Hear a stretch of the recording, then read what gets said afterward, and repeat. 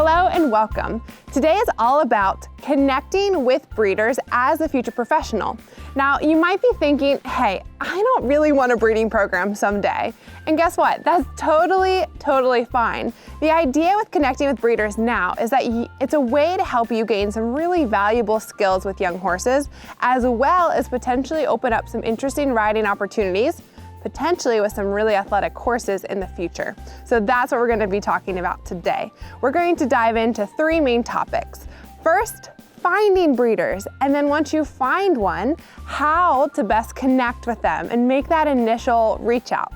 Then we're going to talk about why you, as a future pro rider trainer, might even want to connect with a breeder and gain work experience with them. So we'll talk about that. And then three, I'm going to give you the industry-wide perspective of some different arrangements breeders and riders have together.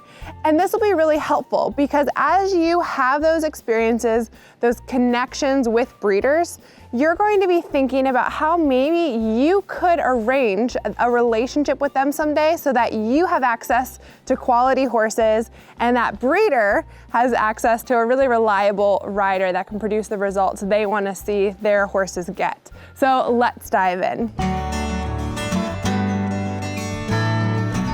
The first point is you have to find a breeder in your area to connect with in the first place, particularly if you want to start getting some work experience. And the thing with breeders is that they do this for the absolute love of the horse in the sport. And oftentimes they don't have the largest online presence. But maybe you can find them on their personal Facebook page or on their personal Instagram page, and that's how you can connect and figure out who's who. There's also other ways you can find breeders, such as a simple Google search. Sometimes their farm will come up and that will give you some insights on who's in your area. But one of my favorites is talk to the vets and farriers in the area. They know who's who typically and can point you in the direction of finding a breeder. Another example is you can check out traditional horse sales pages. So think of Dream Horse or Equine Now or Main Street Market. Check these out to see who's selling young horses, and oftentimes it can be straight from the breeder. So that can be another way to identify and find these breeders. And then I'll mention one more, is just general Facebook groups in your area. Think of New York Horse Connection, for example. Maybe there's someone, if you search breeder, maybe someone comes up on that list. So those are some ways to find the breeders. Once you've found someone, the next piece is to reach out to them. And that can either be on a DM on social media or it can be on an email. And don't forget, it's all right if you need to follow up if they don't respond at first. Follow up. And your message will be something like this. Hi, I am so-and-so, and I'm interested in learning a bit more about your program. Can I help you in any way on your farm? And reach out in a professional way looking to help. You can explain that you're considering a potential future career in the industry and you'd like to learn more about their business and the breeding program.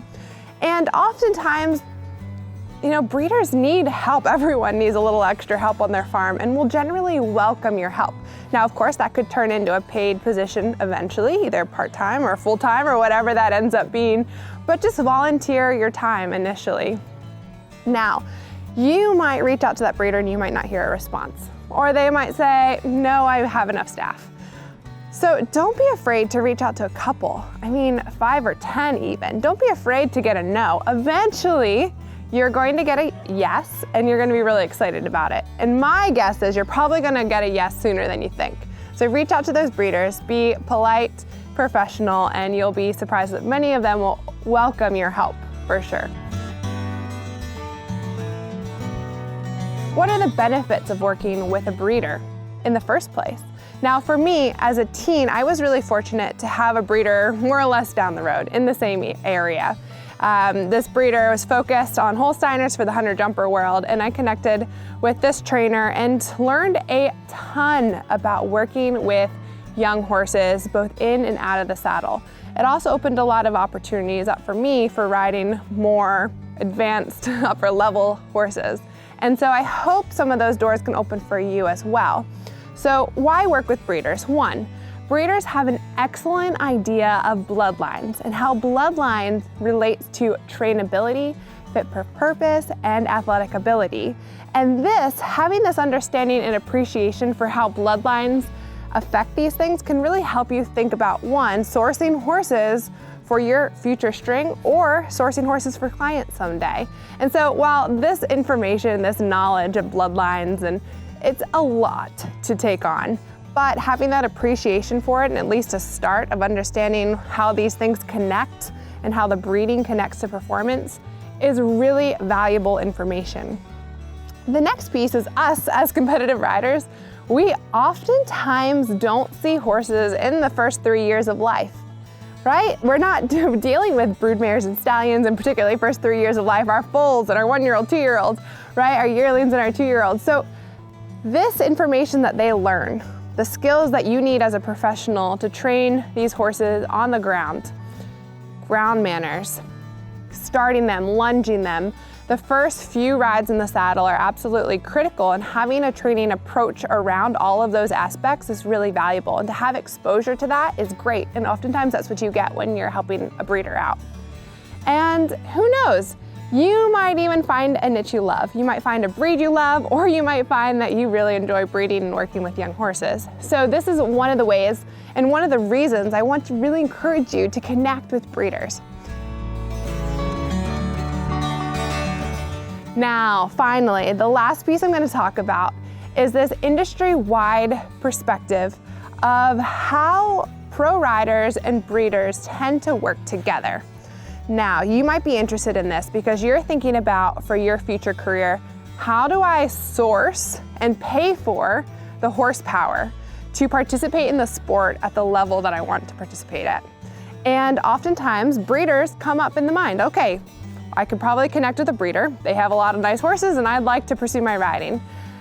And yes, these type of partnerships can work really well, but I want you to remember something. These breeders have invested a ton of heart, money, time, emotions into these young horses, and they want those horses to be successful for their job. And so they are going to partner with riders who have a proven track record of their own. That breeder knows that they're going to be able to get results for their horse, and that horse is going to be successful. And so for you, it's really important that you focus on your own riding, your own training skills, because someday when you're ready, when you've had that proven track record, it's going to be really easy to make these relationships with breeders. So here's how these type of things are structured. So there are some breeders where they do all aspects of breeding, starting young horses, getting them out, competing, at least initially, and then they sell them. They do that all in-house with some help of some assistants potentially, but they do it all. Then there's others who just focus on breeding. They're focused on breeding in this first, years of life, and then they send out their young horses to a trainer, another trainer to start, and they're paying the training fees for that trainer, and then that horse is sold. And then the third version, or another way you can think about this, is breeders and a rider will partner. And the way they structure this deal can look a little bit different. It looks different for every case. So for example, a breeder might give a horse to a trainer, a rider, to then compete. And the idea is that there's no money exchanged at first, but that rider is responsible for all management and show costs. And in exchange, they have an increasing percentage of ownership on that horse month by month. And then when that horse is sold, the percentage of ownership is what determines how that money is split ultimately. And now this works well because both parties, the breeder and the pro, have skin in the game, right? The breeder has given so much to the initial stages, and then that rider has a huge incentive to get that horse successful in the ring and get them out the door into their next job. And that can work really well. It requires trust, it requires contracts, it requires a lot of communication, but with the right relationship and partnership, that can work really well for both parties. So I want you to be thinking about that, whether you are a future pro or maybe you are already a young professional. You can think about that as a way to work up to, and a really great opportunity. Did you learn something useful today? If you did, I would love to hear it. Put a comment below if you have ever worked for a breeder or had a conversation that was really insightful about this piece of the industry. I'd love to hear it. Meanwhile, I'm Dr. Emily Urban Cordero, the founder of the Rising Equestrian Pro, which is a platform to help you prepare for your pro riding training career. If you have any questions about your future career or any questions from today's video, I would love to hear you. Send me an email. My email is in the bio, and I'll see you again soon. Bye.